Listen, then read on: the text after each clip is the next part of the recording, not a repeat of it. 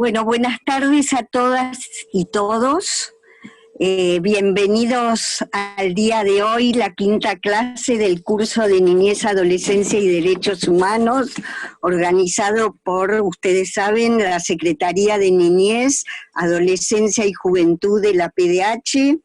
Es un gusto hoy recibir a dos expositores cuya trayectoria ha sido muy importante en la conquista de derechos. Gabriel Lerner y Marisa Graham nos acompañan hoy en esta quinta clase. Gabriel va a comenzar y les cuento que Gabriel es abogado. Actualmente es el secretario nacional de Niñez, Adolescencia y Familia del Ministerio de Desarrollo Social de la Nación, cargo que ejerció anteriormente. También Gabriel fue subsecretario de Derechos para la Niñez, Adolescencia y Familia, y anteriormente director nacional de Derechos y Programas para la Niñez, la Adolescencia y Familia. Y en el 2015 fue también titular de Cedronar, la Secretaría de Programación para la Prevención de la Drogadicción y la Lucha con el Narcotráfico. Y desde allí trabajó también por la prevención, la promoción de derechos humanos, contra la estigmatización y por la inclusión. Gracias, Gabriel, por estar hoy acá. Te damos la palabra. Bueno, amigos, amigas, compañeros, compañeros, buenas tardes, ¿me escuchan bien? ¿Se ven las Perfecto.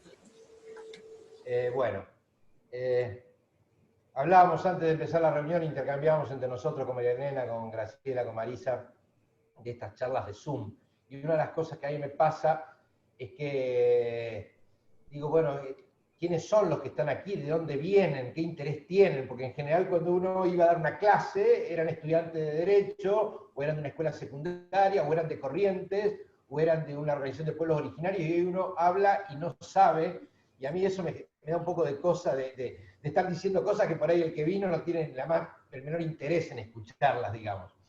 Perdonen que me confiese, pero la verdad que a esta hora del día ya tuve varias de estas reuniones y es un poquito difícil de sobrellevar. Igual no me quiero quejar porque está claro que hay mucha gente que la está pasando muy mal. Hoy tuvimos aparte una noticia muy fea, la confirmación de que ese es el cuerpo de Facundo y ese es un golpe muy duro para todos los que defendemos derechos humanos. Es un golpe, de alguna manera lo intuíamos, pero es un día muy triste en ese sentido.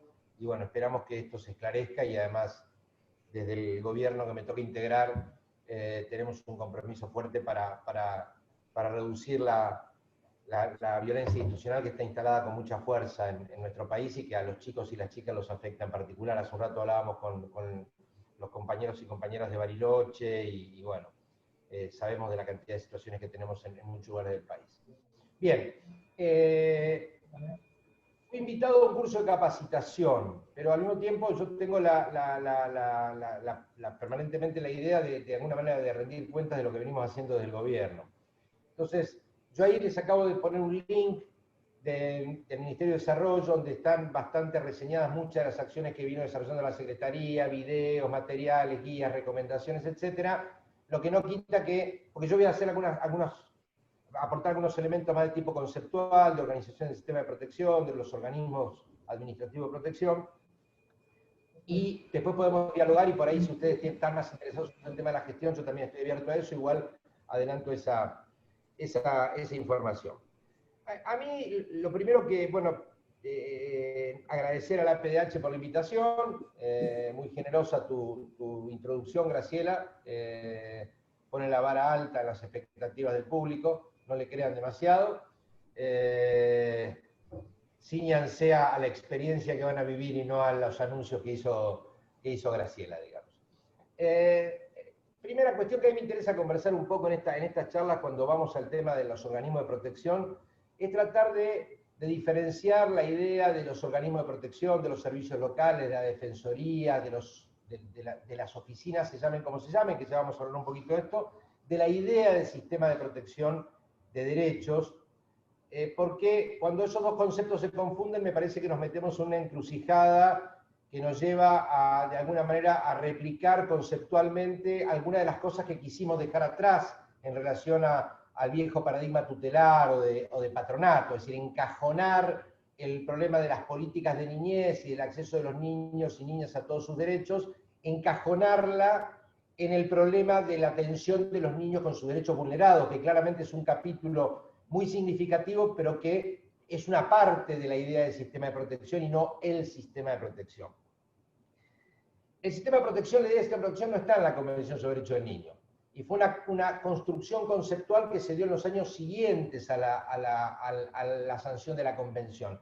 Hubo una convención muy importante de los derechos humanos en el año 93, que puso énfasis en esta idea de los verbos, de que las obligaciones del Estado respecto a los derechos humanos de todas las personas, pero de los niños también, y las niñas, no se limitaban al respeto de los derechos, es decir, a que el Estado no viole los derechos, no se limitaban a la protección de los derechos en el sentido que el Estado impida que terceras personas, la comunidad, otras personas violen derechos de niños, sino en el derecho en la obligación de garantizar. Eso ya supone pensar en políticas de promoción de los derechos en términos de generar condiciones para que las personas puedan ejercer sus derechos. Es decir, el Estado respeta los derechos cuando no violenta el derecho a expresarse o a demandar de la sociedad, es decir, si reprime, viola los derechos.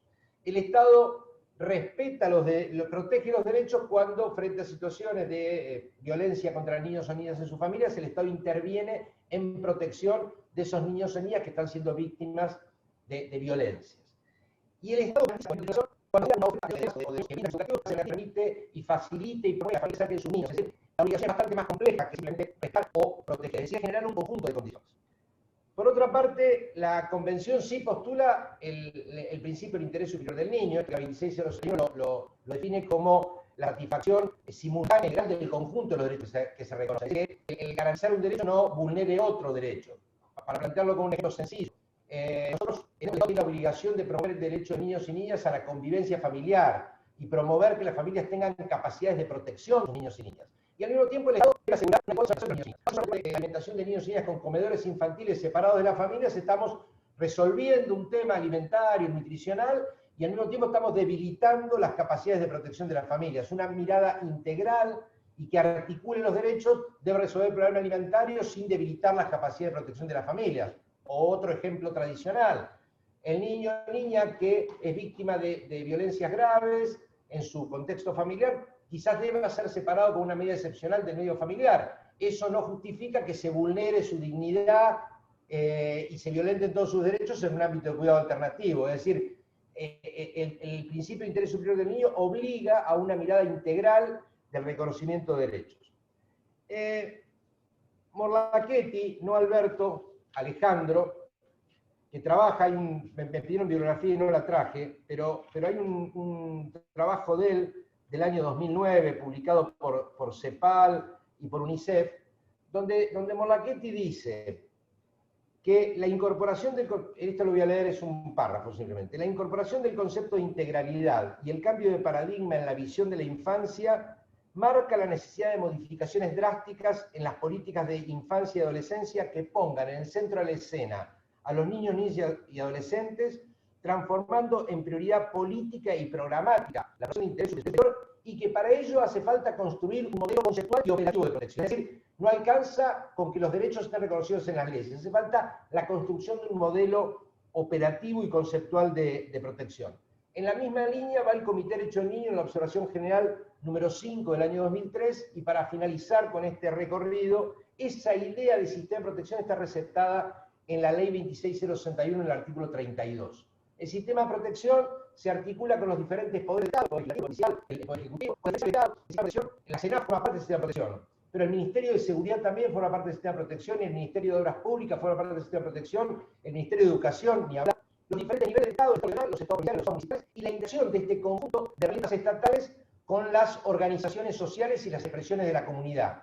Y ahí no me refiero tampoco a la infancia, me refiero a los movimientos sociales, a los sindicatos, a los credos, es decir, el conjunto de actores sociales, porque es de una intervención lo más armónicamente posible de este conjunto de actores que es posible hacer realidad el conjunto de los derechos de manera simultánea de niños y niñas. En ese contexto, los organismos de protección de derechos, así les llama la 26061 a lo que en la Ciudad de Buenos Aires son las defensorías zonales, en la provincia de Buenos Aires los servicios zonales y locales, en algunas provincias son las dirección de niñez del municipio, u otros nombres, es un panorama heterogéneo desde el punto de vista normativo y desde la denominación. Esos organismos son una parte del sistema. Las leyes posteriores a la 2661, no las 14 que es más confusa porque la ley 13 de la provincia de Buenos Aires, la legislación de Santa Fe, de Santa Cruz, todas las normas de posteriores, han asignado, la señoría de los organismos de protección, la Señora Nacional, la de Buenos Aires, los centros de Buenos Aires, etc., han asignado dos tipos de competencias. Por un lado, le ha asignado la competencia de ser articulador y rector del sistema de protección. Y por otro lado, le ha asignado competencias específicas vinculadas con la protección, con el abordaje de infancia con sus derechos amenazados, vulnerados, etc. Porque la competencia de la promoción, evidentemente, corresponde a un conjunto de actores estatales. El Ministerio de Educación está promoviendo el derecho del niño y eso lo hace el organismo de protección. La primera de esas competencias, yo francamente que llevo años en estas cuestiones me pregunto por qué se decidieron estas leyes ubicar en el mismo organismo que tiene la competencia de protección de derechos la competencia de articular el sistema de protección. Es en general una competencia que está un tanto desbalanceada de acuerdo a la jerarquía de los organismos de niñez nacionales, provinciales y municipales. Es decir, a nadie se le ocurre que este humilde servidor va a llamar al ministro Arroyo, al ministro Trota, al ministro Ginés García, y los va a sentar a una mesa para decirles cómo se protegen los derechos del niño en Argentina. Es decir, se han ido construyendo en diferentes niveles del Estado diferentes maneras de articulación para resolver el problema de lo que el Comité de Derechos del Niño llama la coordinación del sistema de protección, porque está claro que si bien las normas le asignan a las secretarías o a las áreas de niñez esa competencia, es una competencia difícil de ejercer sin herramientas que estén más cerca de los principales decisores políticos. Las mejores experiencias que yo he tenido en la Secretaría antes y ahora, y veo a niveles provinciales o municipales, son formas de articulación que estén muy cercanos a los grandes decisores políticos. Es decir, en el Estado Nacional existe el Consejo Nacional de Coordinación de Políticas Sociales, y allí yo he experimentado momentos de muy fuerte articulación para algunas políticas de niñez con los ministros de las áreas allí sentados, y en muchas provincias por decreto o por ley se crearon consejos provinciales de niñez donde los ministerios concurren para encontrar una forma de articulación del sistema y actuar en función de un principio de integralidad. No sé, Graciela, cómo estoy de tiempo, ¿tengo 5 o 10 minutos más? Bueno, entonces, en relación a los organismos administrativos de protección, además de esta competencia que yo entiendo es de más difícil cumplimiento, la de articulación, aunque hay esfuerzos de los organismos de hacerlo así, en general se han ubicado las competencias que son de alguna manera la herencia de la vieja minoridad decodificada en clave de derechos humanos. Es decir, son en muchos casos el mismo organismo reconvertido con procesos de desjudicialización y de desconcentración de organismos en el territorio, los que abordan las situaciones de los niños con sus derechos amenazados o vulnerados. Esas competencias, en general, surgen básicamente de dos orígenes. Una competencia de tipo más originario, una competencia que no ejerce ningún otro organismo del Estado, que es cuando las vulneraciones de derechos tienen origen en las familias, en las comunidades o en los propios niños. Cuando un niño es víctima de violencia, seguramente esa situación de ser atendida por el Estado va a llegar al servicio local, a la defensoría zonal, a la dirección de niñez del municipio, digamos. Cuando un niño es víctima de discriminación en su comunidad, ese tipo de situaciones también puede llegar. Y otras competencias que tienen que ver más con alguna subsidiariedad cuando hay áreas del Estado que no pueden cumplir adecuadamente con su rol. Cuando a una oficina de niñez llega una familia con un niño con discapacidad que no consigue transporte para llegar a la escuela porque el área pertinente no lo pudo resolver. O cuando se trae un problema de violencia institucional, cuando el área de niñez o el organismo de protección recibe una denuncia porque está habiendo hostigamiento a niños o detenciones arbitrarias y es otra área del Estado la que no está cumpliendo o respetando determinados derechos. Este proceso de construcción de organismos administrativos de protección en los últimos 20 años, aunque no tenga esa visibilidad clara, se ha ido instalando como una política pública a nivel nacional. desdibujada porque tiene diferentes denominaciones, porque hay precariedades, ahora hablamos un poquito de eso, porque tienen diferentes denominaciones, pero yo voy a poner un ejemplo personal. Yo la conocí a María Granadeo a principios de la década del 90. Y fui el abogado de la primer defensoría zonal en la ciudad de Buenos Aires, en el barrio de Barracas. Teníamos la defensoría zonal Boca Barracas, éramos un equipo de una trabajadora social, un psicólogo, este humilde servidor como abogado, y 2 operadores sociales, ese era el equipo. Ese equipo estaba en la primera defensoría en territorio de la Ciudad de Buenos Aires. Hoy, en la Ciudad de Buenos Aires, en las 15 comunas, más allá de la valoración que uno tenga de cómo actúan los organismos, pero descriptivamente en términos de evolución de la institucionalidad. Ese era un equipo, un único equipo en un único barrio de la Ciudad de Buenos Aires. Hoy, en las 15 comunas hay una defensoría, en algunas tiene 2 o 3 sedes, y ninguna de las sedes tiene menos de 2 o 3 equipos. Es decir, lo que en aquel momento era un equipo de 4 o 5 personas, hoy son, en toda la Ciudad de Buenos Aires, 30, 40 o 50 equipos. Cuando uno va a La Matanza, en el territorio de Matanza hay 10, 11 o 9 servicios locales en diferentes barrios. En Avellaneda hay entre 6 y 8. En Mar del Plata hay 8 o 10. Digo, y cuando uno va a Córdoba o a Entre Ríos o a Salta va a encontrar que si no hay algún organismo como un servicio local o como una defensoría, hay una dirección de niñez municipal. Hace 20 años ese mapa no existía. Ese proceso de descentralización, algunos lo leyeron, en mi modesta opinión, equivocadamente, como la necesidad de salir del patronato con la desjudicialización. El problema del patronato y la tutela no es un problema del Poder Judicial o del Poder Administrador. El problema del patronato y la tutela, en tiempos de vigencia plena del complejo tutelar clásico, como lo llama Doncelot, era tan compartido por el Poder Judicial como por el Poder Administrador. Probablemente algunos cambios empezaron más en algunos lugares del Poder Administrador que en el Poder Judicial, pero la descentralización o la desconcentración de equipos en el territorio apunta a otro fundamento. El fundamento es que para hacer realidad los derechos de los niños, niñas, adolescentes y sus familias, individualmente considerados, respetando sus identidades culturales, construyendo redes en el territorio, potenciando la labor de la comunidad, eso requiere de equipos cercanos al territorio. El Poder Judicial no lo podía resolver no por un problema de cabeza de patronato, sino por un diseño institucional que es un diseño para actuar en situaciones extraordinarias, excepcionalísimas. Cuando una cuestión es jurisdiccional, pues porque no se pudo resolver por otras vías. Y los organismos administrativos se fueron extendiendo a partir de eso. Yo quiero terminar esta primera intervención, después dialogamos. Ahí hay un tema muy interesante, que lo quiero dejar aunque sea como título, y es que la ley 26061 y buena parte de las leyes provinciales y el Código Civil y Comercial después del año 2014, de alguna manera han establecido algún nivel de ordenamiento legal de las intervenciones de protección que, de ser bien realizadas, en algunos casos las hacemos bien y en otras no, y en otras las hacemos muy mal, permiten organizar un abordaje de la protección y construir indicadores y políticas nacionales, que hay algo de eso que después podemos conversar respecto del RUN, Registro Único Nominal y algunas otras acciones. ¿Qué quiero decir con esto?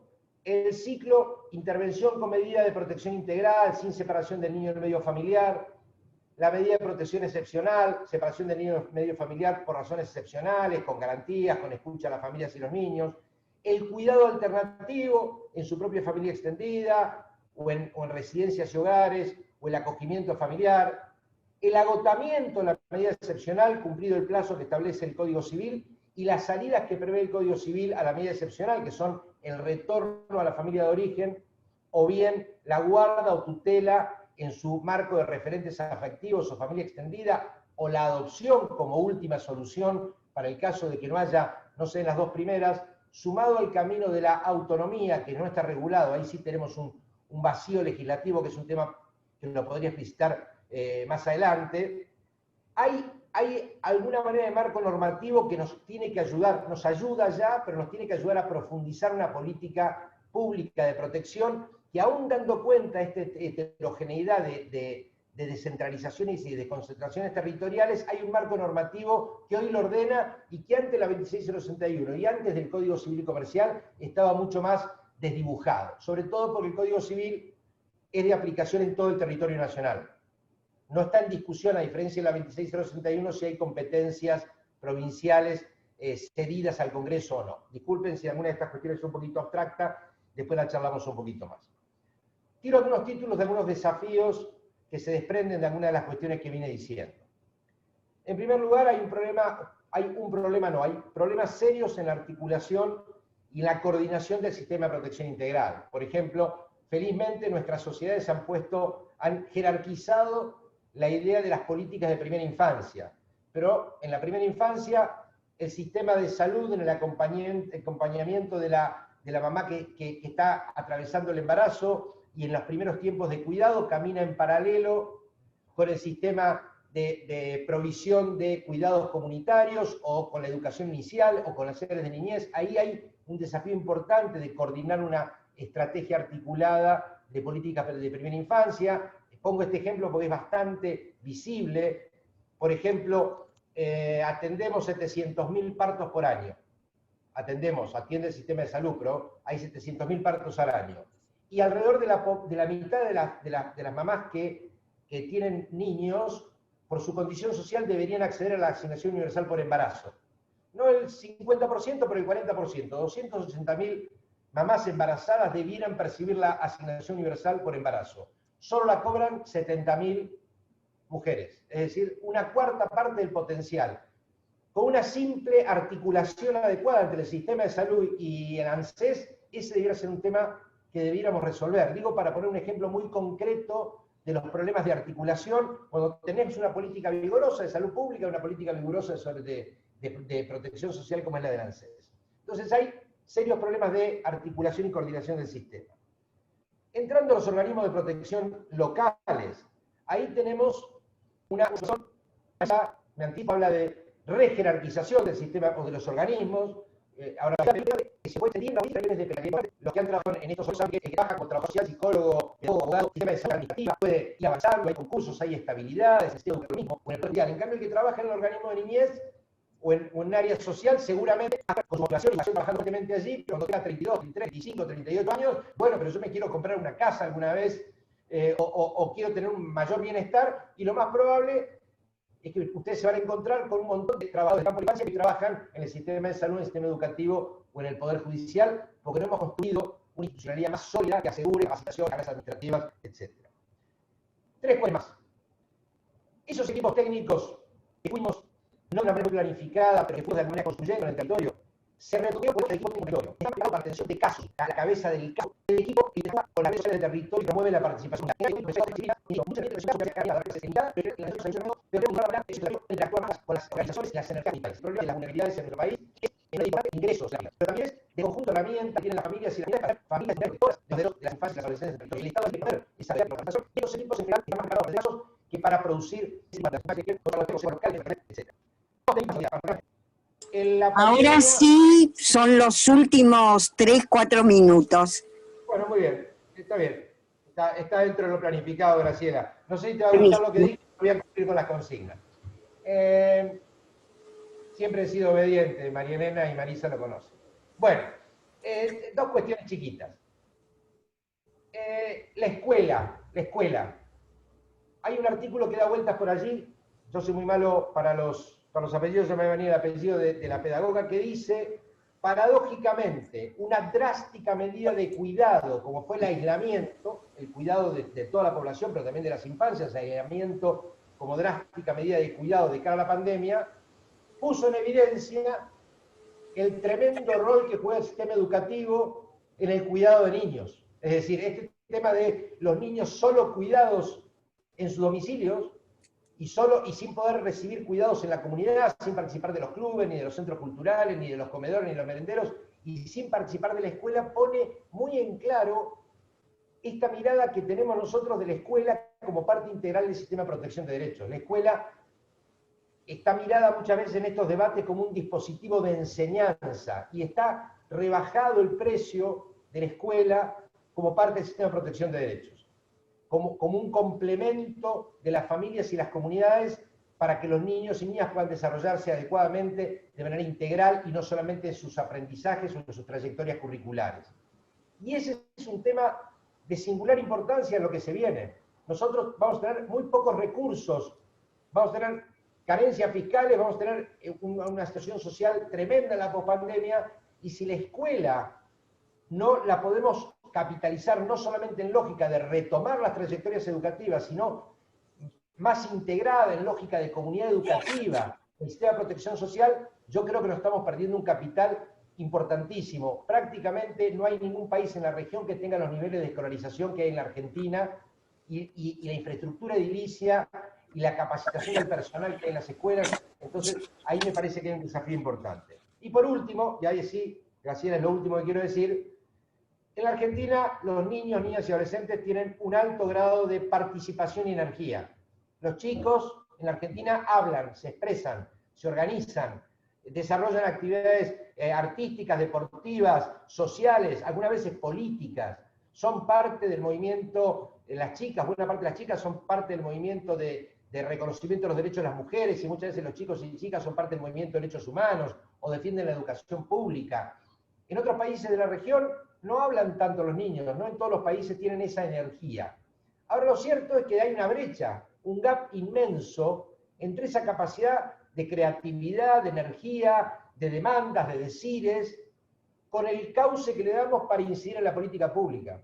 Ahí el mundo adulto no puede seguir obturando. Nosotros, esta Secretaría no tiene un cauce institucional para escuchar. Estamos escuchando a niños y niñas desde que llegamos a la gestión, teniendo reuniones, pero no hemos generado al momento causas institucionales, y en general es una lógica estatal bastante extendida, hay excepciones, de no haber construido causas institucionales para que esos sentires, deseares, demandas y propuestas de los niños y las niñas sean un insumo que el mundo adulto deba considerar. Estoy planteando que los adultos seguimos gobernando, no estoy postulando, para quien no me conoce y no conoce mi pensamiento, no estoy postulando una niñocracia.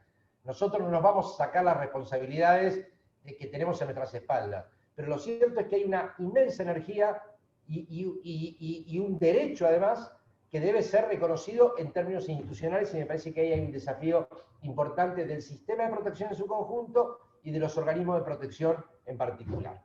Gracias, Graciela, y gracias a todos por la atención. Ya el link, ya les dije que está ahí colocado en el chat. Bueno, muchas gracias.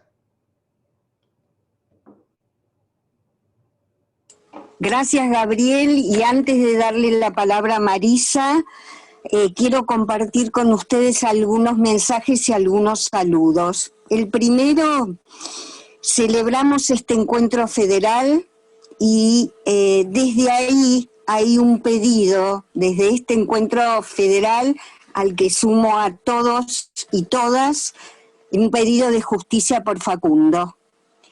No quería dejar de nombrar esto porque hoy, justamente por lo que decía Gabriel, es un día muy importante que nos ha atravesado muy fuertemente.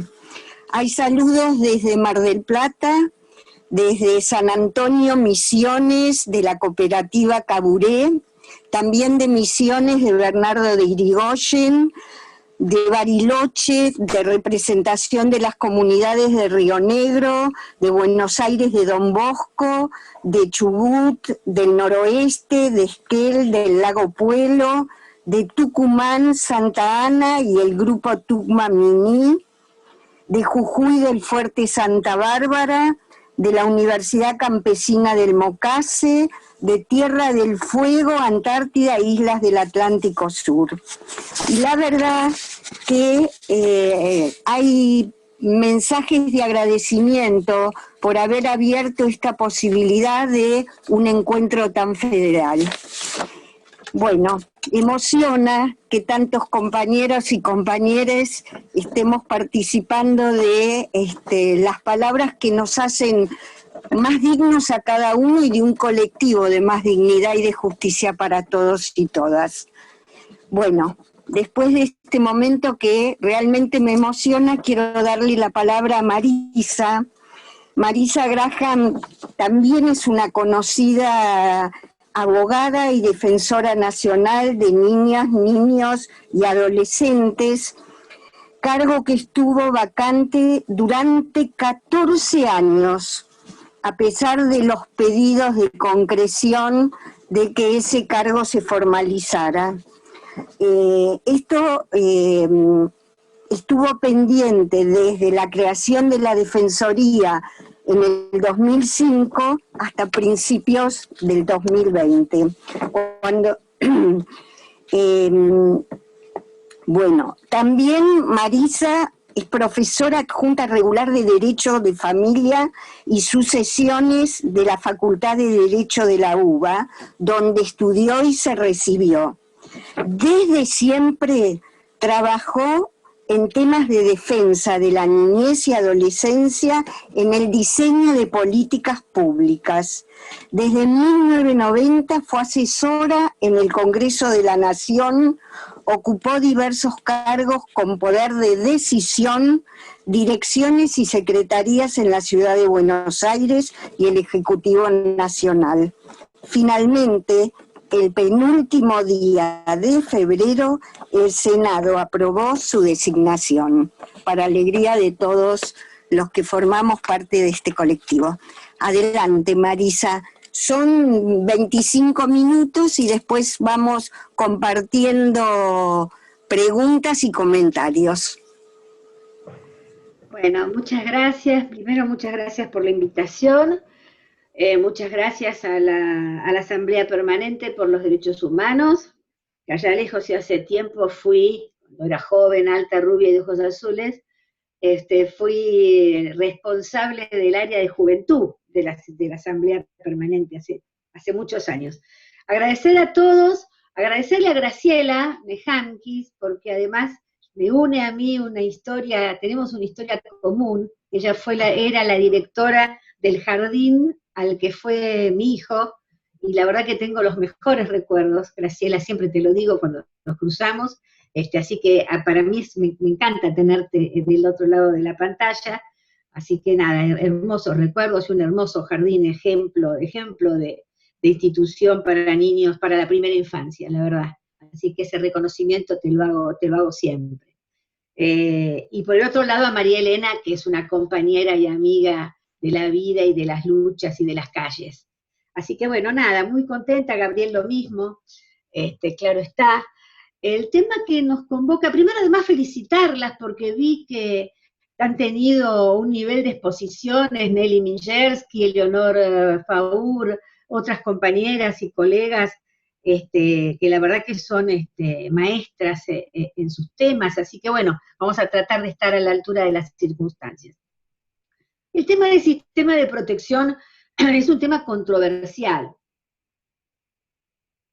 ¿Por qué digo que es un sistema controversial? Porque, como muy bien decía Gabriel hace un ratito, la Convención sobre los Derechos del Niño, que es la madre de nuestros temas, que es un tratado de derechos humanos, no dice que los Estados partes se comprometen a construir un sistema de protección. La verdad que no surge claramente.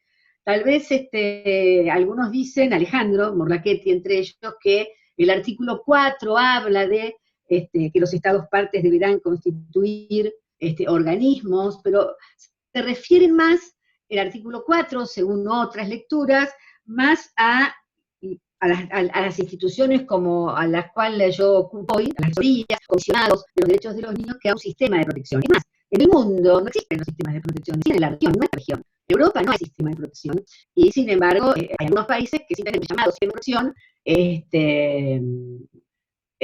sus derechos de niños, niñas y adolescentes están absolutamente respetados, garantizados, etcétera, por supuesto siempre con excepciones. ¿Por qué digo que es controversial? Porque esto exigió a la región el armado de una estructura, de un mecanismo que garantizara los derechos de los niños, pero con una limitación, con limitaciones, que las cuales algunas ya habló Gabriel.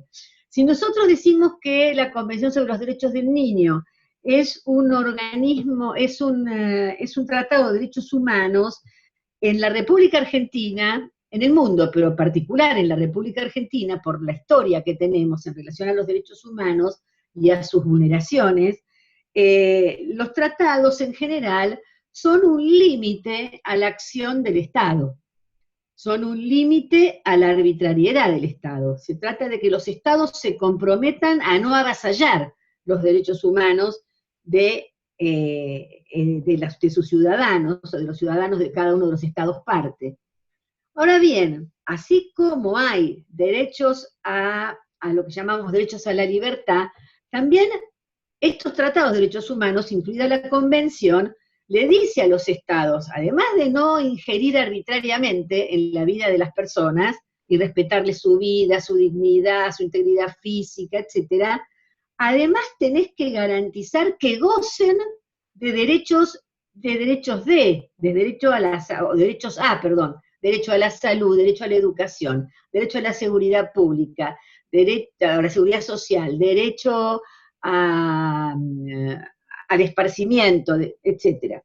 Entonces eso le implica o le impone al Estado lo que nosotros llamamos las prestaciones positivas. Es decir, que no solo el Estado tiene que inhibirse de, sino que tiene que promover y diseñar políticas públicas, llamadas técnicamente prestaciones positivas, que vayan a satisfacer los derechos de, en este caso, niños y adolescentes. Entonces, la pregunta que nos hacemos siempre, sobre todo en las clases de posgrado, las que yo doy y una que dirijo, es primero, ¿qué es un sistema de protección? ¿Qué lectura nosotros hacemos de un sistema de protección? Gabriel ya describió algunas cosas que me ahorra explayarme, pero la verdad que el sistema de protección de derechos, efectivamente, por la lectura que hicimos en la primera década de la vigencia de la Convención sobre el Derecho y Gusto, quedó muy enconcentrado vis-a-vis con lo que Gabriel decía recién del caso concreto, del 1 a 1. Y digo que quedó en esto porque quedó en el tema clásico, ¿no? Entonces, esa nueva historia que se armó en la principio de los 90, con las excepciones lógicas del caso, por ejemplo, la filosofía que decía Gabriel, que fundó la famosa filosofía Boca Barracas, que seguimos utilizando después de décadas el ejemplo de la filosofía Boca Barracas. Digo, más allá de esas excepciones, quedó muy enconcentrado, y por eso yo, como se habla, hablo de la regionalización del sistema de protección. Teniendo en claro que el sistema de protección no es la asesoría número, voy a decir número 94, porque sé que no existe ese número, yo no Buenos Aires, así no me refiero a ninguna asesoría. No es la asesoría número X, ni el servicio zonal de tal lugar, ni el CAINAF en tal provincia, o como se llame cada órgano de aplicación de la licencia 61 de las leyes provinciales. Es mucho más. El sistema de protección, en realidad, el sistema de promoción, involucra a todo el Estado Nacional, el presidente, pasando por sus ministros, sus secretarios, etc. Ahora, ¿qué es lo que sucede? Quedamos encontrados, por supuesto, a partir de 26.000 que voy a tratar ahora, quedamos encontrados en un momento en una lectura de un texto sobre los derechos de niños en un contexto de los años 90. En los años 90, como sabemos, fue la gran aplicación de las minoridades, que era en realidad, pero que se profundiza en los 90, el Consejo de Washington en el 89. Además, nuestro país una cabalidad, porque tenemos un presidente en aquellas épocas muy cumplidor de los procesos de Washington, que lo felicitaban mejor alumno, etcétera, etcétera. Entonces, digo, la ley, y yo lo digo que soy abogada, digo, la ley de texto en un contexto, actual que es misma, la norma dice lo mismo, la Convención sobre los derechos de niños no cambió del 90 al 2000 y del 2003 en adelante, estamos diciendo lo mismo. Lo que cambió fue el contexto.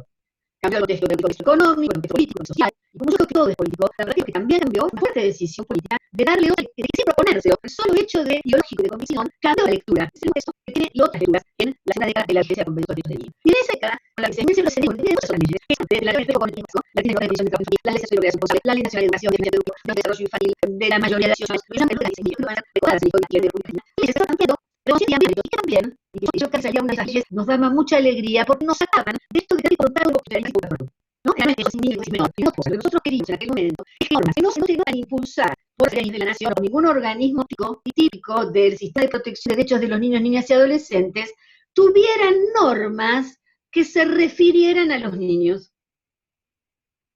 Por ejemplo, la ley de medios de comunicación audiovisual. Que se dedicaban no solo a aquello que los niños no podían ver, sino a cómo hacíamos para que niñas, niños y adolescentes participaran en contenidos propios para y de niños, niñas y adolescentes. Como ese ejemplo me parece que más paradigmático. Entonces, ¿cómo nosotros logramos en esos años involucrar a otros actores, por ejemplo, al ministro de Abajo, en contra del trabajo infantil, que prohibía el trabajo infantil en la Argentina, que regulaba la ley, el trabajo adolescente, por ejemplo, entre muchas otras que acabo de nombrar. Entonces, digo, lo que nosotros creemos, o por lo menos algunos autores, profesores, etcétera, creemos que en la primera década es un reduccionismo y en la segunda década una ampliación.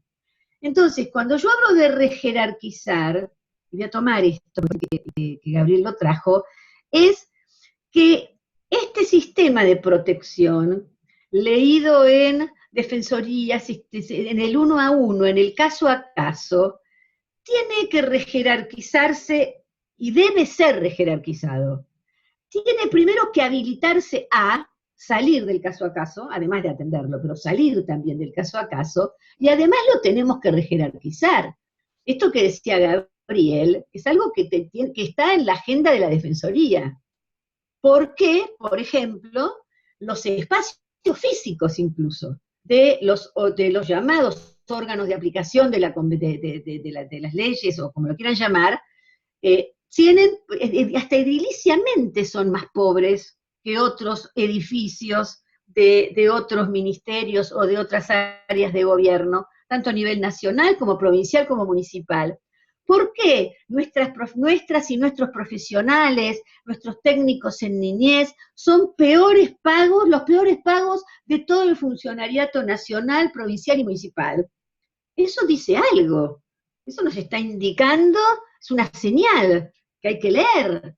Entonces, ¿nosotros qué necesitamos? Necesitamos un sistema vigoroso que se habilite a, no solo a coordinar, discúlpenme, sino también a disputar un espacio, como un hermano menor, a disputar un espacio con grandes sistemas con los cuales tiene que necesariamente articular. A mí la palabra articular siempre siempre me resuena mal en algún lugar, pero digo, nosotros competimos, para decirlo de alguna manera, con dos sistemas muy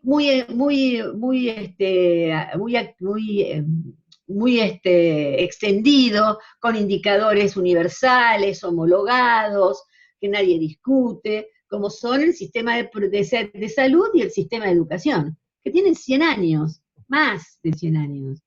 Y nosotros somos un sistema, si nos quisiéramos llamar sistema, que en términos históricos es un sistema relativamente nuevo. Por eso necesita, a mi gusto, ser rejerarquizado y tiene que habilitarse a demandar, no solo a articular, sino como autoridad o como rectoría de derechos de los niños en el municipio X, de los 2000 y pico de municipios que hay en la República Argentina, demandarle a la escuela que tenga la capacidad de vacantes necesarias para que ningún niño de sala de 4, que hoy es obligatorio en la República Argentina, tenga su vacante. Sino, ¿quién es? ¿Quién tiene que demandar esto? Porque en el Estado, los distintos actores del Estado y las distintas áreas del Estado tienen un espacio donde disputan. ¿Y cuál es ese espacio en el que disputa? Es el espacio fiscal, donde todas y todos vamos a disputar nuestro presupuesto. Otro gran espacio de lucha por los derechos de niñas, niños y adolescentes, ¿no? Entonces, ¿cómo nosotros seguimos construyendo de lo que ya hemos hecho? Porque yo no estoy hablando de lo que hicimos muy bien, estoy hablando de lo que falta. Hemos construido un sistema de protección a lo largo y a lo ancho del país. La 26.061 ha armado una institucionalidad que es el defensor o defensora, en este caso, de los derechos de niñas, niños y adolescentes. Yo no reniego de esa historia, lo que quiero es fortalecerla, quiero seguir caminando, no me quiero quedar acá, tenemos que seguir caminando. Este sistema se tiene que ampliar, se tiene que empoderar, se tiene que jerarquizar y se tiene que habilitar. Hoy Gabriel hablaba de que antes había un solo equipo, que eran 3 compañeros, y ahora cada defensoría o servicio local o zonal tiene 3, 4 equipos, tiene muchísimos más profesionales, técnicos, compañeras y compañeros que trabajan en territorio, etcétera, y eso está muy bien. Ahora, también la jefa del equipo número 1 de la defensoría tal podría habilitarse para levantar un teléfono y decir, no puede ser que vos hayas rechazado la matrícula de este niño que yo te mandé porque no tiene documento. Es más, vos tendrías que, como directora de escuela, de pedirme a mí que ese niño, que iniciemos desde aquí el trámite para que ese niño sea inscripto y tenga su número de documento y tenga su DNI, por ejemplo. Es decir, no quiero ser tan casuística, pero me parece que por ahí, en esta última, creo que es la última clase, han tenido teóricas de fuste en este curso, que me hubiese gustado escuchar, la verdad. Quiero ir a cosas como bien concretas, ¿no? Me parece que lo que nos falta, todavía le falta al sistema de protección, es poder, y te lo digo con todo amor y con todo respeto, salgamos del lugar de la queja y vamos por ellos, como dicen los españoles. Vamos a por ellos.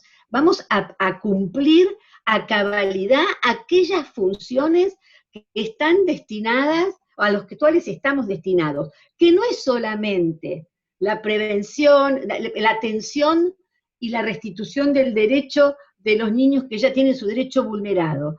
No es solamente a decidir si la niña, si esta mamá es materna o no materna, y se tiene que quedar o no con su familia de origen, o tiene que ser institucionalizada, o tiene que ir en adopción. No es esa sola, que no es pequeña tarea, ojo, no es pequeña tarea, pero digo, no es solo esa nuestra tarea, porque fíjense, en el último relevamiento que nosotros llegamos a hacer, en el año 2014, con UNICEF, de niños sin cuidados parentales, los niños que estaban sin cuidados parentales en la República Argentina no llegaban a 10.000, y hay 14 millones de personas por debajo de los 18 años en la República Argentina. Son 14 millones, y nosotros tenemos institucionalizados, y a mí no me asusta la palabra institucionalizado, que sí que están en instituciones, sean públicas, sean privadas, sean en formato familiar o formato residencial, son instituciones. Están atravesados por lo institucional. Entonces, no es solamente esa nuestra tarea es tratar de que todos los niños, niñas y adolescentes, allí donde viven, por eso es la importancia de lo territorial. La importancia de lo territorial no es solamente tener un sistema desparramado a lo largo y a lo ancho del país, sino que es un sistema que esté allí donde viven los niños, niñas y adolescentes y sus familias. Porque ningún niño o niña vive en la nación. Tampoco ningún adulto vive en la nación. Todos vivimos en una provincia o en la Ciudad Autónoma de Buenos Aires, en un barrio, en un pueblo, en un municipio. Vivimos en el territorio, todos vivimos en el territorio.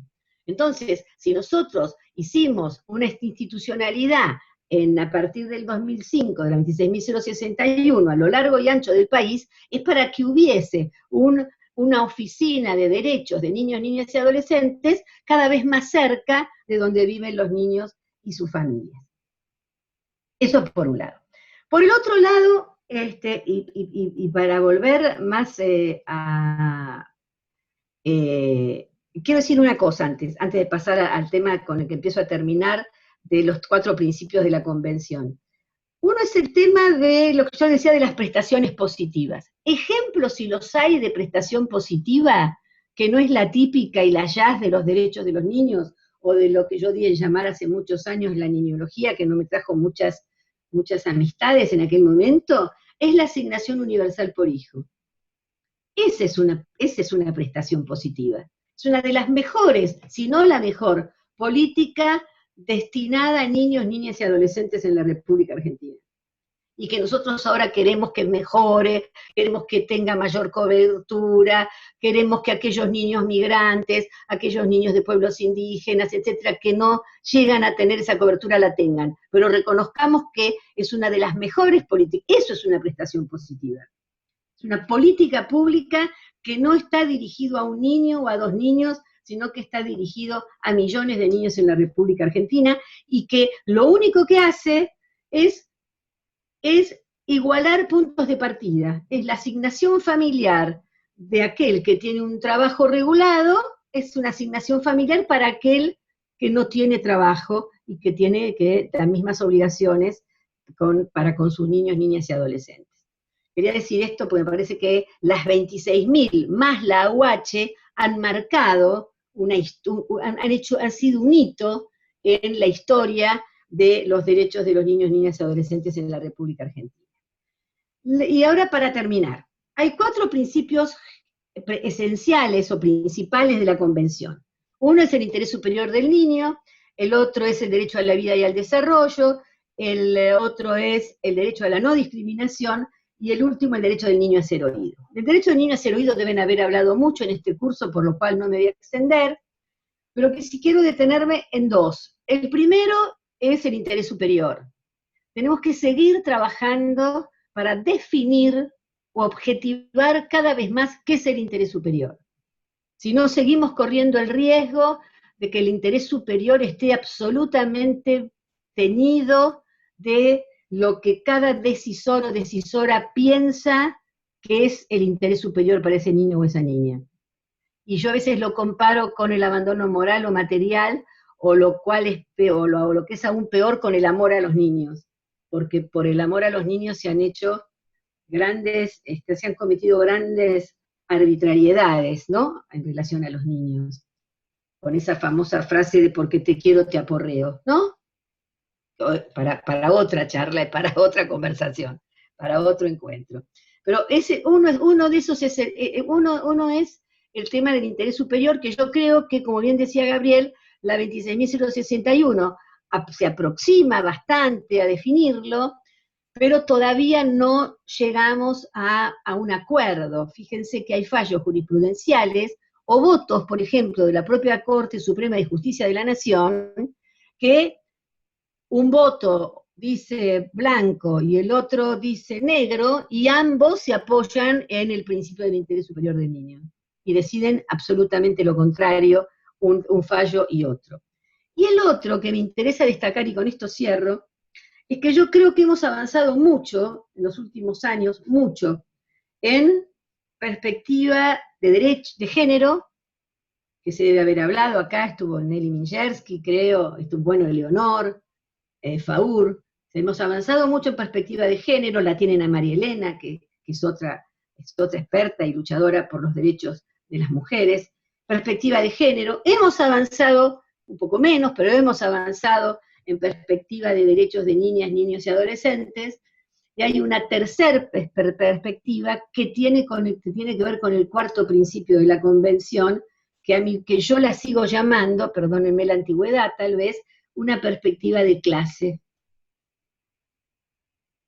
¿Qué quiero decir con esto? Que el sistema de protección que conocemos hasta hoy, del 1 a 1 que hablaba Gabriel, del caso, ¿no?, que Gabriel hablaba del caso, todavía sigue siendo muy discriminador. Y la prueba está en que la población de las instituciones públicas, privadas, de formato familiar, residencial, acogimiento familiar, el hogarcito de la Tortuguita Feliz, todos, los niños, niñas y adolescentes que pueblan estas instituciones, siguen siendo las niñas y los niños de los sectores más empobrecidos de nuestra sociedad. Y eso también quiere decir algo. Eso también quiere decir algo. Entonces, el 4º principio, que es el artículo 2 de la Convención, el principio de la no discriminación, es un principio que tenemos que seguir trabajando. Porque si no, el llamado sistema de protección, en sentido restrictivo, ¿no?, como el que veníamos hablando y el que bien diferenciaba Gabriel, porque si hablamos de sistema de protección, el sistema de protección es todo el gobierno nacional, es el Ministerio de Obras Públicas, de Vivienda, son todos los ministerios, porque todo lo que impacte en la vida de ciudadanas y ciudadanos impacta en la vida de niños, niñas y adolescentes, porque, a no olvidarlo, también son ciudadanos. Y esto lo digo, y con esto termino, con esta anécdota, que es cuando comenzó la cuarentena, la pandemia, y luego se dicta el presidente decide la cuarentena, en aquel momento cuarentena estricta, en los primeros meses, me llamaban de los medios de comunicación y me hacían esta pregunta, fíjense, todavía lo que nos falta caminar, ¿no? Doctora, se ha declarado la cuarentena, y con los niños y las niñas, ¿qué vamos a hacer? Entonces yo decía, ¿cómo que vamos a hacer? Si los ciudadanos y las ciudadanas tenemos que hacer cuarentena, las niños y los niños tendrán que hacer cuarentena. Pero me lo preguntaban, o peor, la población tiene que entrar en cuarentena, ¿y con los niños qué vamos a hacer y las niñas? Como si no fueran parte de la población. Es decir, en el gentilicio, argentinas, argentinos, para algunos que me preguntaban, pero no digo que son estos que me preguntan, sino que creo que hay algo que generalizado, es todavía seguir respondiéndonos la pregunta de las preguntas, que es, ¿quién es este nuevo sujeto niña, niño, niñe?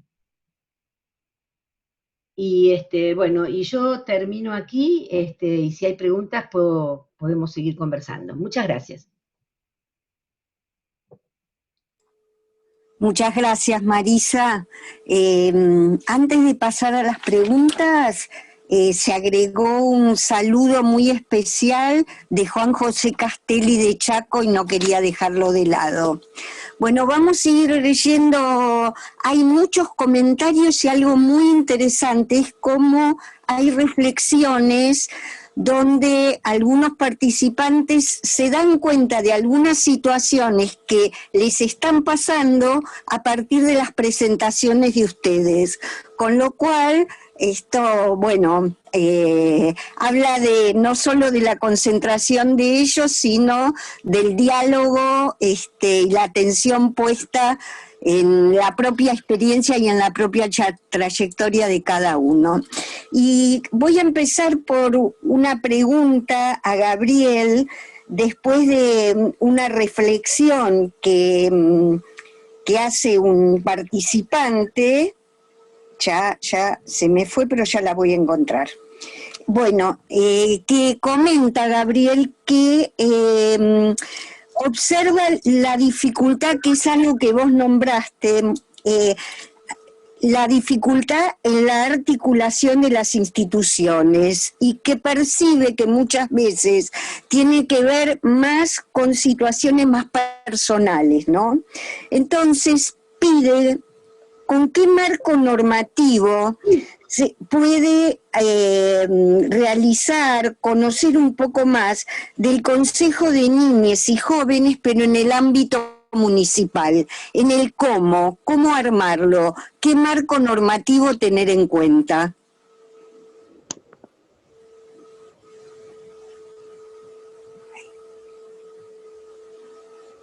Bueno, ¿se escucha lo que estoy diciendo? ¿Se escucha? Sí. ¿Me escucha? Bien.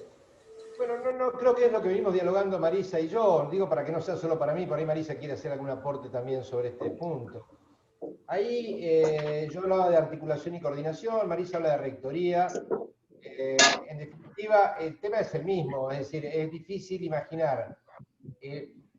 A ver, ya que Marisa siguió profundizando con el tema del sistema, está claro que nosotros no somos ingenuos y no suponemos que la construcción del sistema de protección sea una hoja en blanco donde nosotros diseñamos los jugadores y los ponemos en los lugares que queremos. Es decir, la idea del sistema de protección se desarrolla con, como decía Marisa antes, con un sistema educativo ya vigoroso y muy antiguo, y un sistema de salud y un poder judicial. Es decir, la idea del sistema de protección a lo que apunta es a armonizar un conjunto de actores y a reformular que ya vienen jugando en la cancha. Es decir, no es un diseño en una hoja en blanco, es una intervención social, institucional, en un contexto donde los actores existen y deben ser modificados, articulados, armonizados. Está claro que los que entendemos algo de política pública sabemos que esto no se produce solo y hace falta el concepto de rectoría, y eso es un proceso de construcción.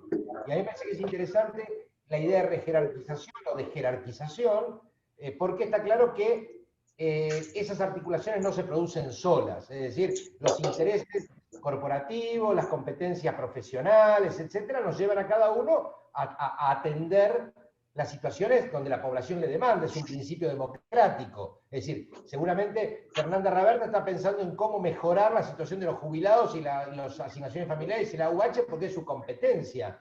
Y el que tiene la agencia de discapacidad va a estar pensando sobre todo en esto, y es lógico que el ministro Arroyo esté pensando en el programa Potenciar. Entonces, el programa de articulación es un trabajo de voluntad política y también de ingeniería político-institucional. En algunos casos hay algunas carencias normativas. Yo no creo que sea lo determinante.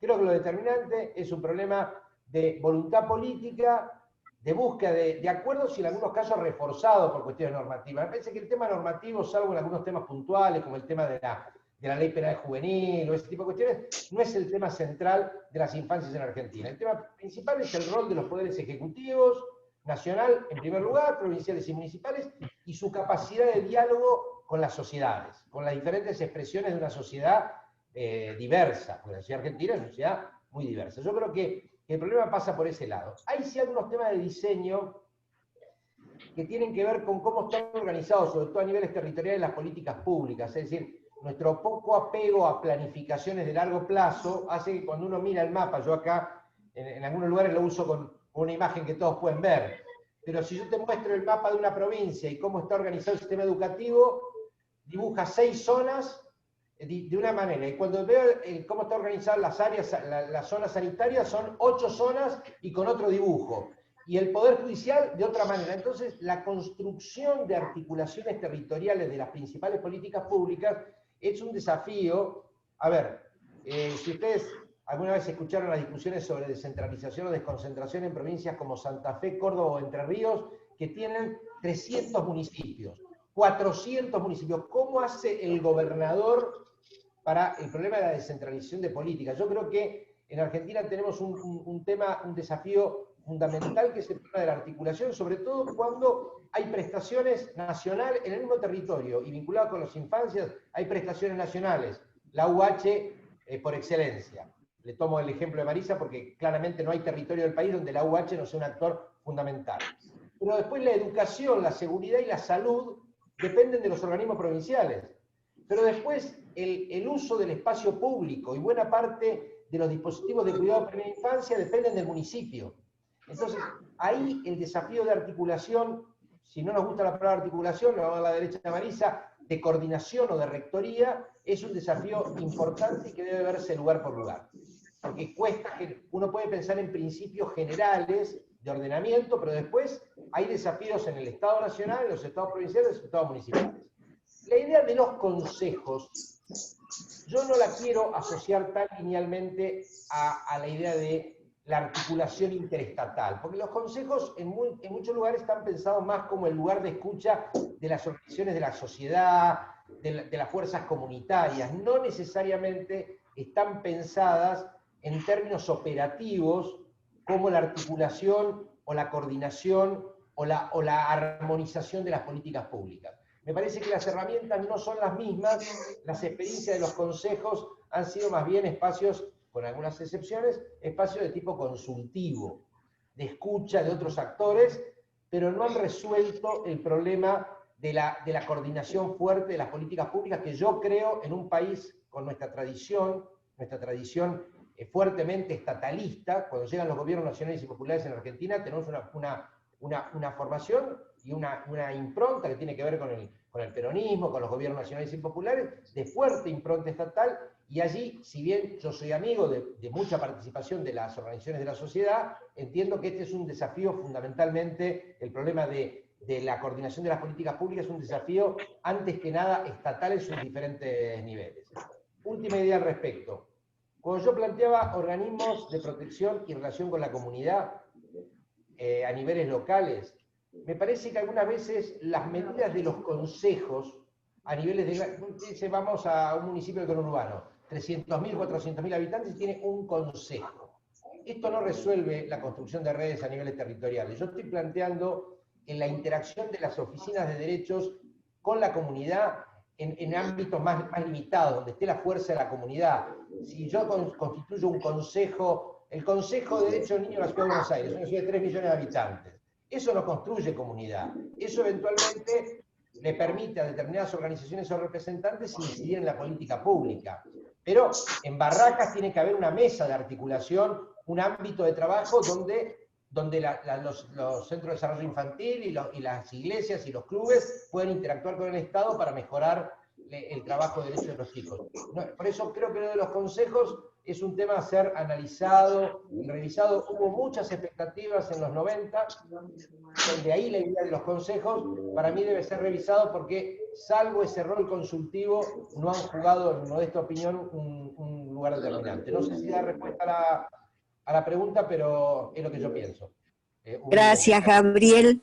Sería bueno si Marisa quiere agregar algo, porque está hablando mucho de esto y reflexionando. Digo, para que la pregunta no sea más para ella, porque la verdad que esto me parece que ahí tiene algo que decir al respecto. Tiene ganas, ¿no?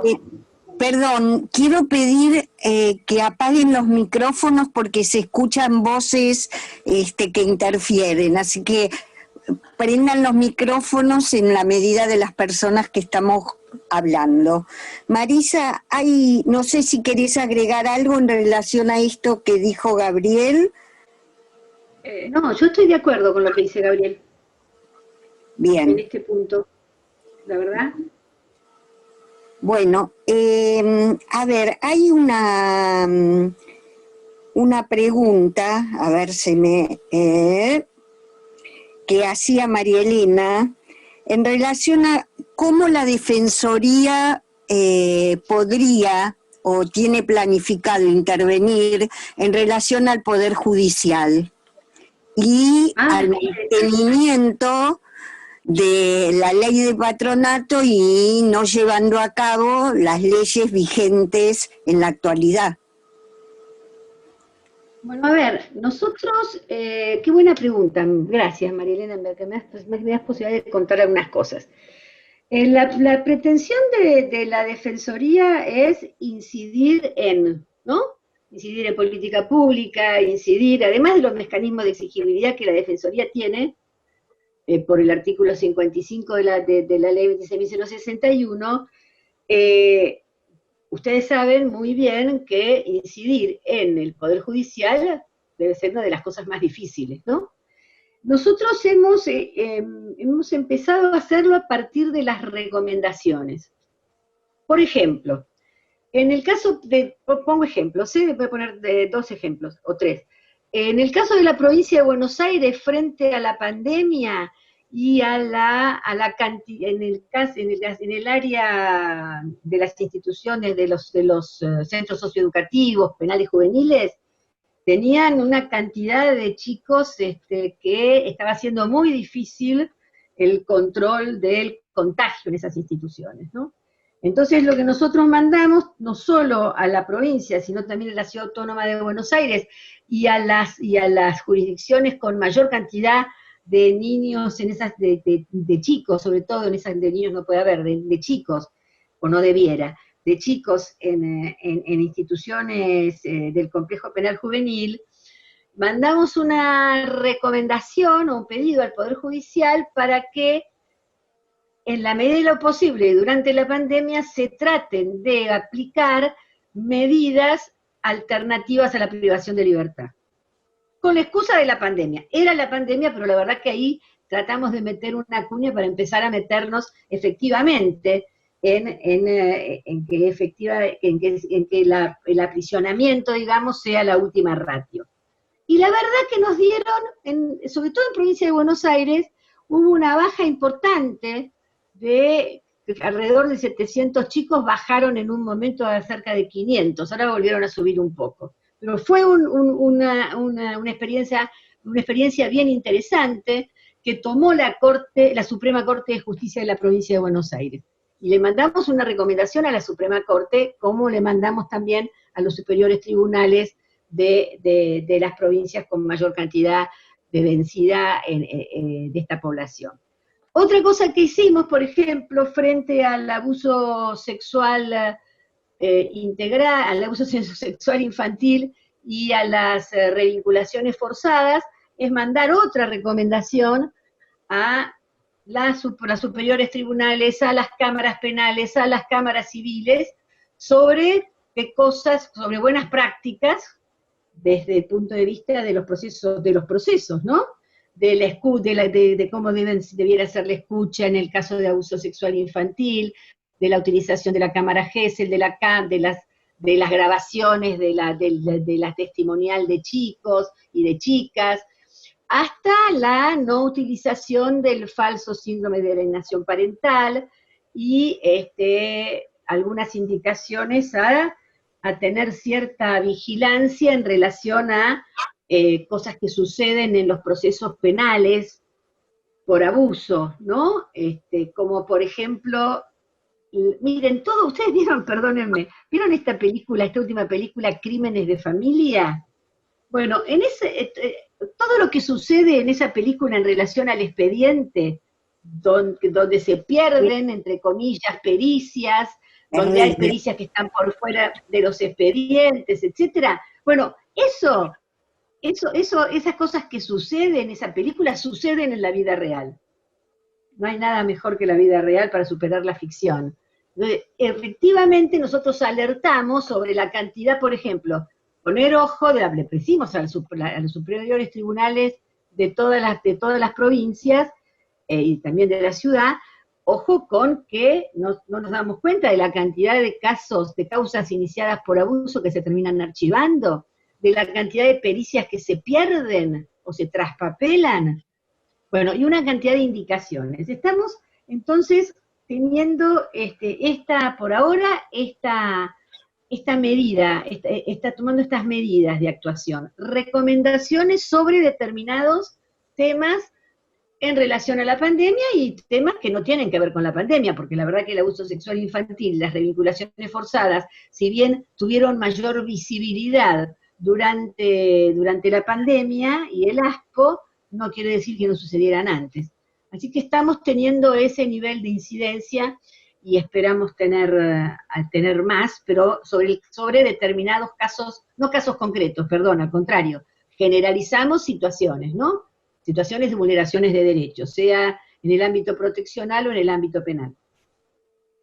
No sé si te contesté, María Elena. Bárbaro, gracias Marisa.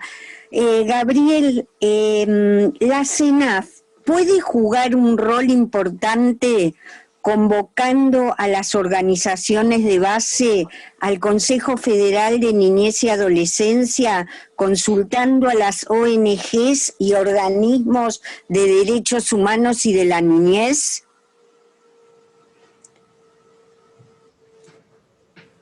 Algo respecto de lo anterior, de lo de la justicia, es un tema complejo de resolver, pero yo creo que ahí hay un desafío pendiente.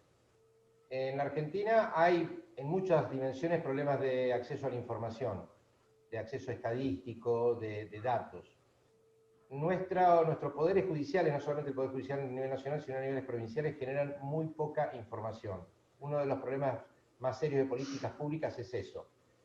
Por ejemplo, tenemos un Código Civil que, en esta opinión, resuelve de manera muy adecuada el tema de la adopción. Ordena de una manera el sistema de adopción, que debería ser un sistema transparente, con garantías, con seguridad para los niños, para las familias, etc. Y sin embargo, la absoluta carencia de estadísticas hace muy difícil el monitoreo. Infractores a la ley penal. Yo hasta el 9 de diciembre defendía a 2 pibes que uno le dieron 34 años de prisión, en el caso está la Comisión Interamericana, y otro tiene 20 años de prisión. No hay estadística respecto de las penas aplicadas a niños, niñas y adolescentes. Ese es un tema de primer orden. Nosotros estamos trabajando con los legisladores del oficialismo algunas ideas al respecto, también lo venimos dialogando con el Ministerio de Justicia, porque hay alguna información que es imprescindible. De otra manera, el tema de las guardas puestas en materia de adopción, el tema de exagerados números que uno los construye a partir de informalidades, pero no de adopciones por integración. Bueno, hay un montón de elementos que nosotros necesitaríamos contar con mayor información. Bien, y estamos intentando ver si por vía legal se pueden instaurar obligaciones de informar estadísticas, no los contenidos de los expedientes que están reservados, por supuesto. Claro. El Consejo Federal no puede convocar, no quiero hacer demagogia, no puede convocar organizaciones de base. En la Argentina hay miles y miles de organizaciones. El Consejo Federal son representantes de 24 jurisdicciones con el secretario. Sí, la Secretaría en muchas líneas de acción trabaja interactuando con organizaciones. En el tema de primera infancia, buena parte de los actores del Plan Nacional de Primera Infancia son organizaciones, cientos de organizaciones. En la política que estamos diseñando de relevamiento de niños sin cuidados parentales, estándares de cuidado alternativo, estamos trabajando con algunas organizaciones que son prestigiosas, que están formadas al respecto. En el tema penal juvenil, también con otras organizaciones, porque aparte la idea de que el campo de la infancia es un campo de organizaciones que todos lo saben, también es muy complicado porque el radio de intervenciones es muy amplio. Sí vamos y de hecho lo estamos retomando, lo que pasa es que la pandemia lo paró, a buscar recuperar una capilaridad que la Secretaría tenía, que no era solo la relación con las provincias y con algunos municipios, sino de promover programas de participación de organizaciones pequeñas, no para que participen en el Consejo Federal, porque insisto, sería imposible el funcionamiento institucional, pero sí para alimentar redes y estimular participación. En nuestra actual gestión teníamos 2 o 3 programas, un programa de proyectos sociocomunitarios, otro donde Marisa tuvo un protagonismo muy importante como En Nuestro Lugar, que tenían una gran capilaridad, es decir, había cientos de pequeños proyectos en todo el territorio que de alguna manera estimulaban la participación de adultos, pero también de niños, niñas y adolescentes en torno a la protección y a la promoción de los derechos. En esa línea sí estamos trabajando. Lo del Consejo Federal, para terminar con la idea, para hacer participar organizaciones de base, deberíamos generar un sistema de selección que permitiera alguna representación. Sí lo estamos pensando para el tema de los chicos y las chicas. Nosotros vamos a generar algún sistema de participación institucional, estamos estudiando cuáles pueden ser los mejores mecanismos, pero para generar un sistema de participación institucional que pueda opinar y controlar y seguir lo que la CENAF viene haciendo. En eso estamos trabajando. El Consejo Federal requeriría un acuerdo con las provincias. En el caso de representaciones de niños, podría participar en el Consejo Federal. De hecho, algunas agrupaciones de chicos nos trajeron algunas cartas para que sean discutidas las propuestas del Consejo Federal y es una cuestión que ya estamos vehiculizando. ¿Yo puedo intervenir ahí en esta pregunta? Sí, claro, por supuesto. A ver, estoy de acuerdo con Gabriel que el Consejo Federal es la reunión de las autoridades provinciales y que es una de las, yo creo, el COFENAF es de la 26.061, me parece que es una de las mejores cosas que tiene, ¿no? Respetar por fin nuestra estructura federal de gobierno y tener un órgano donde están las 24 jurisdicciones en un pie de igualdad, diseñando política pública para lo ancho y lo largo de todo el país, respetando las particularidades de cada provincia y de cada región. Y yo rescato muchísimo eso. Ahora, nosotros de la Defensoría tenemos tres áreas. Una es el área federal, otra es el área de vinculación, de coordinación con las organizaciones sociales, y la otra es el área de participación y protagonismo de niñas, niños y adolescentes.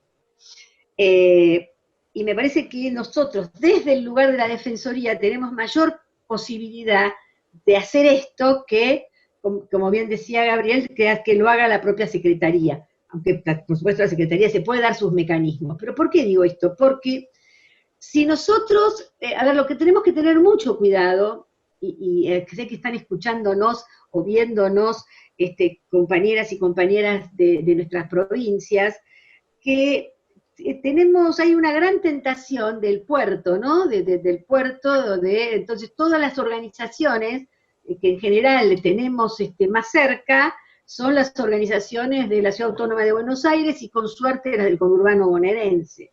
Y tenemos una cantidad de organizaciones sociales que yo no diría que son solamente organizaciones sociales que se dedican a los derechos de los niños, sino sindicatos, iglesias, otro tipo de organizaciones barriales, etcétera, que no son netamente citadinas, que están en el interior de nuestras provincias, no en las provincias, sino también en el interior de nuestras provincias.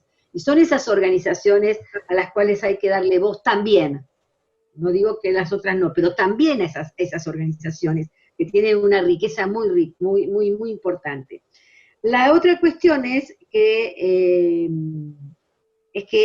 ojalá vuelva a nuestro lugar, Gabriela, a la Secretaría de Niñez, Adolescencia y Familia, porque la verdad que era un canal de participación de 130.000 y pico de chicos y chicas de todo el país, y me parece que es una iniciativa que, con los bemoles de esta nueva época, y por supuesto con ustedes lo decidirán, por supuesto, pero ojalá nosotros abogamos para que vuelva a nuestro lugar, o se llame como se llame. Nada, eso nada más quería completar. Bueno, una que es para los dos, pienso. A ver, ¿podríamos hacer vinculantes las medidas de protección integral de los servicios locales? ¿Vinculantes para quién? Bueno, no lo dice. Para el Estado. Yo entiendo, claro, yo entiendo que es para el Estado. ¿Las medidas de protección vinculantes para el Estado? No sé bien, que yo vos entendés, a ver, Gabriel, ¿entendés vos bien la pregunta? A ver, entonces, perdón, quiero decir una cosa. Los organismos de protección son el Estado. Así que por eso yo no entiendo bien la pregunta. Los órganos de protección, las oficinas, las defensorías, el servicio zonal, el servicio local, son el Estado.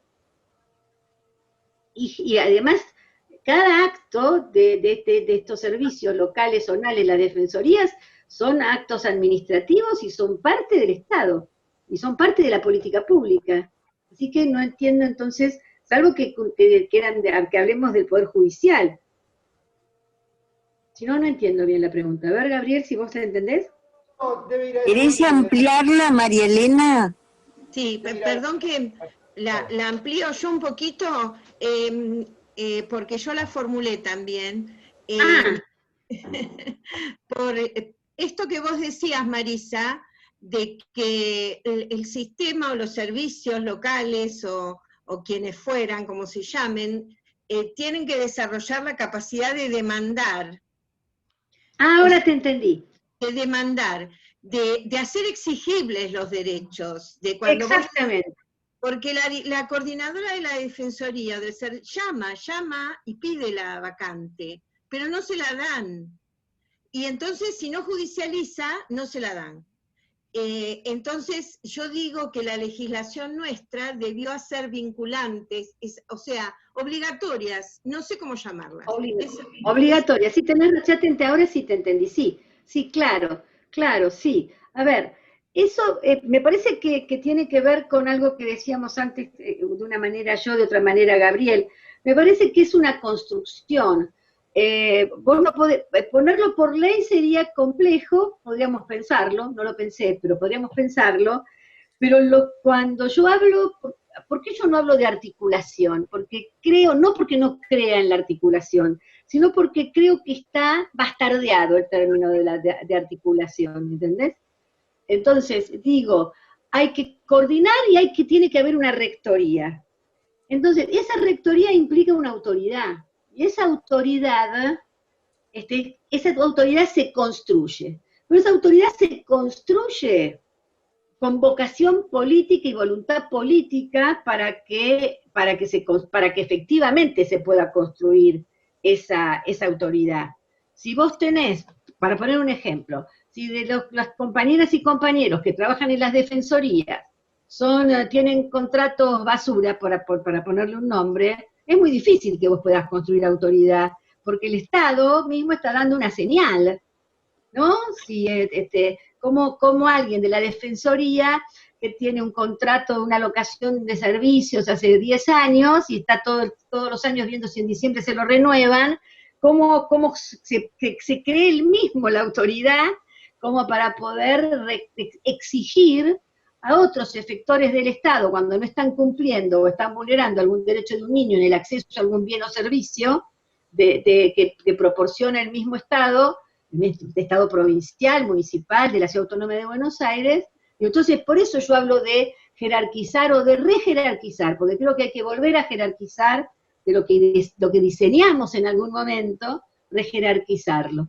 Entonces, eso también tiene que ver con la voluntad política de ver cómo nosotros logramos que desde las áreas centrales se potencie con mayor presupuesto, además de las capacitaciones, que capacitación hay mucha, pero mayor presupuesto, porque si no, ¿qué nos pasa? Y con esto termino.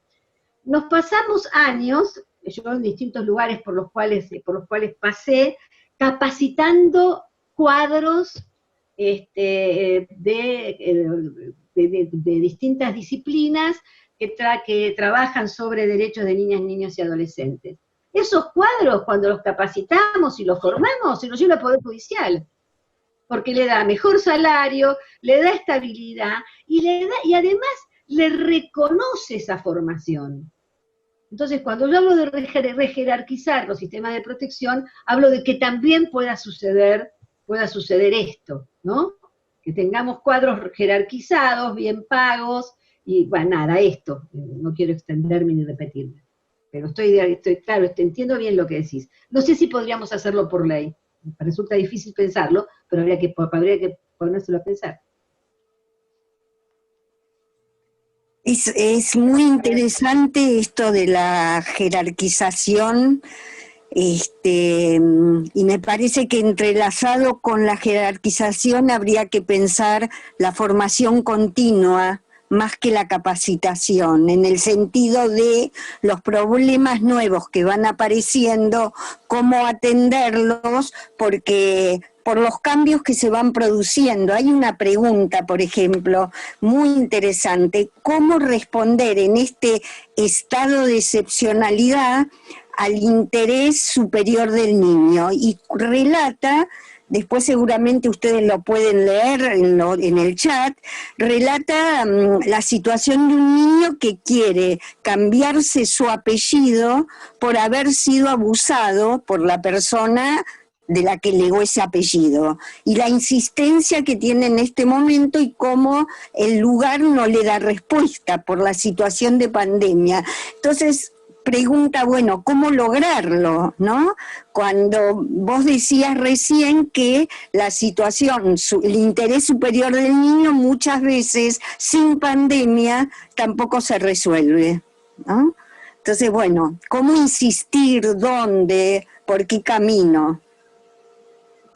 Graciela, perdón, que interrumpa un segundito. Hay dos comentarios de Santiago del Estero y de Misiones. Sí, ¿Los tenés? Después sí, los iba a hacer después de este. Perfecto, Porque, perfecto. Muchas sí. gracias. Gracias, María Elena.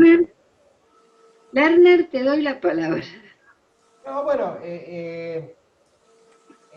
Marisa decía antes que qué hacemos con los niños en el aislamiento. Y ahí la pregunta es qué hacemos con los niños durante la feria judicial. Digo, si se trata de una medida urgente, donde está en juego algún derecho inmediato, si un niño no está recibiendo atención médica y la necesita, está claro que debe habilitarse la feria judicial y dar respuesta a eso.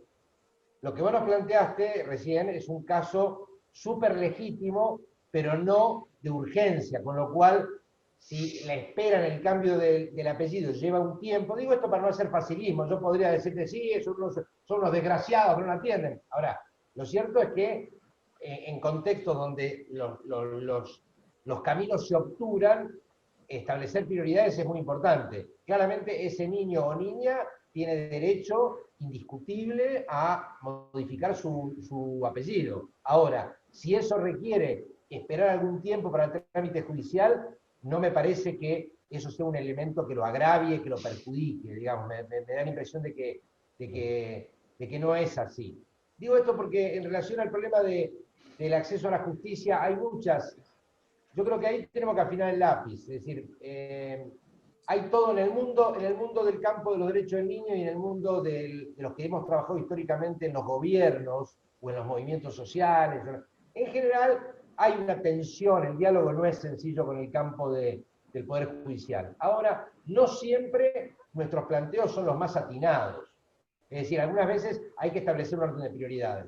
tenemos un problema de magnitudes en el acceso de niños, niñas y adolescentes a la justicia, en el acceso a la jurisdicción, en que sean escuchados, en que puedan tener un patrocinio que les garantice fidelidad en sus pedidos, en poder entender las resoluciones judiciales. Ahí hay un trabajo largo para hacer, ha habido avances, se ha extendido la figura de los abogados del niño, que ese es un buen dato, hay Defensoría Nacional, que ese es un dato muy importante, hay defensorías en algunas provincias, hay que seguir trabajando el acceso de niños, niñas y adolescentes a la justicia, porque ahí tenemos un montón de cuestiones para mejorar, que no son solamente el Poder Judicial, también son, yo particularmente creo, se nos acaba el tiempo, pero la manera en que se viene construyendo la figura del abogado del niño, a mí me parece que debería tener alguna vuelta de tuerca, porque no está teniendo mucho impacto los registros de abogados del niño colgados de los colegios de abogados. Es un avance, pero por ejemplo, a mí me parece que debiéramos pensar en términos procesales algunas circunstancias muy claras donde un niño tiene derecho a que se le notifique tener derecho al patrocinio del trabajo bajo pena de nulidad. Porque si no, esto no funciona, digamos, si siempre, si para todos, para cualquier circunstancia. Me parece que ese es un tema que desde nuestro campo tenemos que trabajarlo y estudiarlo bastante. Pero insisto, Graciela, no sé quién hizo la pregunta, a mí me parece que si ese niño tiene que esperar un poquito para que se inicie el trámite, lo que hay que garantizar es que en el fondo logre modificar su apellido porque es su derecho.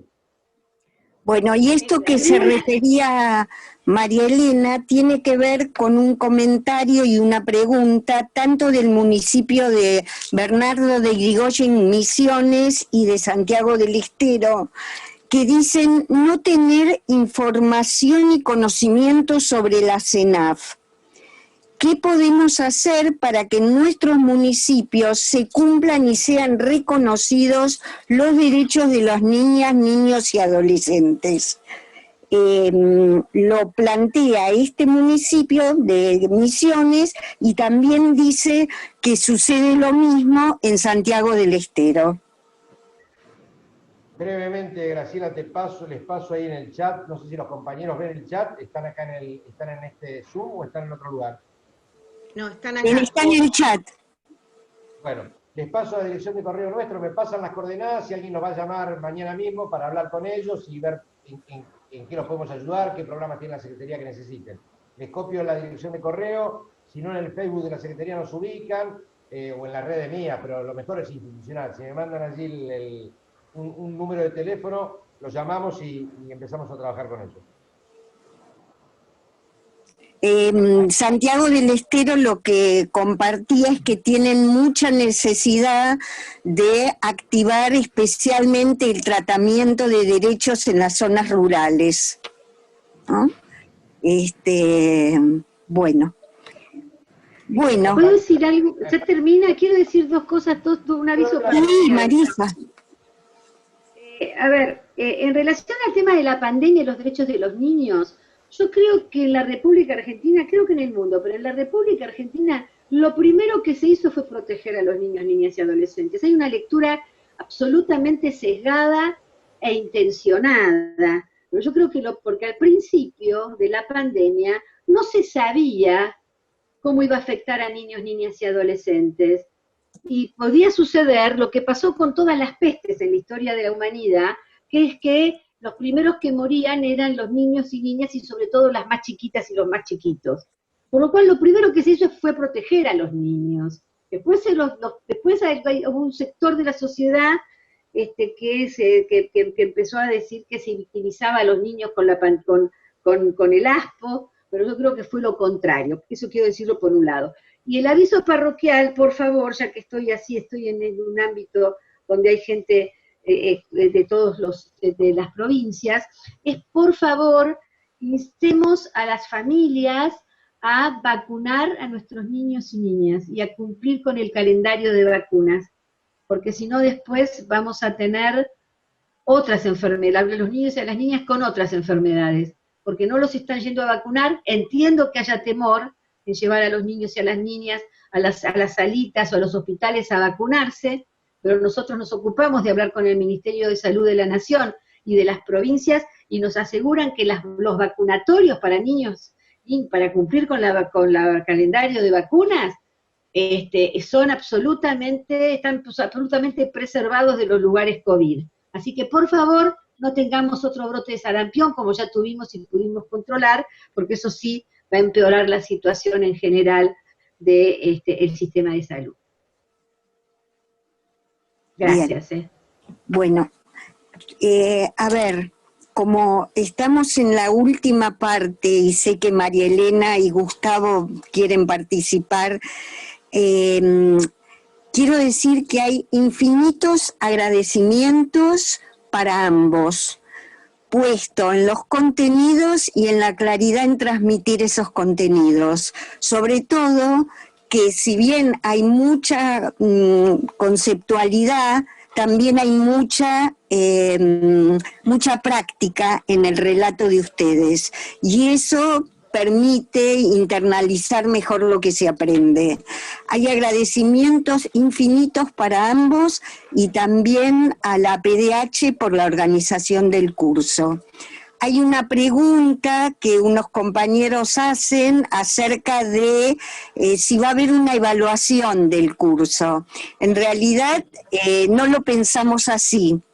Lo que pensamos es que en este primer curso de esta etapa de la PDH, la idea era presentar las mejores exposiciones posibles, porque es muy difícil el intercambio caso a caso, tomando un recorte de un caso, cuando el intercambio es virtual, sobre todo con la cantidad de gente, aun cuando nosotros pusimos un límite de 100 como máximo.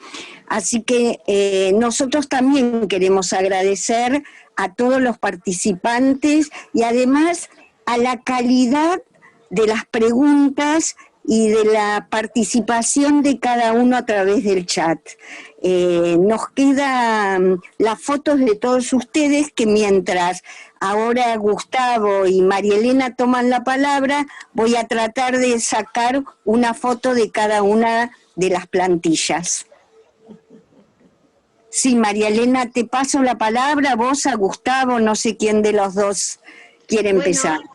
Sí, yo simplemente es para hacer un saludo, porque hoy es la última clase de este curso, el último encuentro de 5 encuentros muy interesantes. Lo decía Marisa, con Nelly Mingerski, con Eleonor Faur, con Sonia Ivanov, con Gabriela Siguore de CAREF también, que trabajó el tema de los niños migrantes, los niños de los pueblos originarios. Quiero decirles que es muy interesante e importante que la gente de algunas provincias, de territorios muy alejados, como acá se planteó, de Santiago del Estero, de Misiones, también allí había un comentario de otro territorio que ahora se me perdió, que se conecten con la CENAF, este tema de la descentralización y la territorialidad. Hay espacios todavía en nuestra patria, y esto tiene que ver con los varios años de neoliberalismo, ¿no? De arrasamiento de políticas sociales, y bueno, cuando empiezan a reconstituirse estas políticas sociales, la pandemia también genera una situación inédita, que es la situación inédita gravísima que estamos viviendo. Nos preguntan también, ¿va a haber certificados que se van a mandar por mail para todos los que hicieron el curso?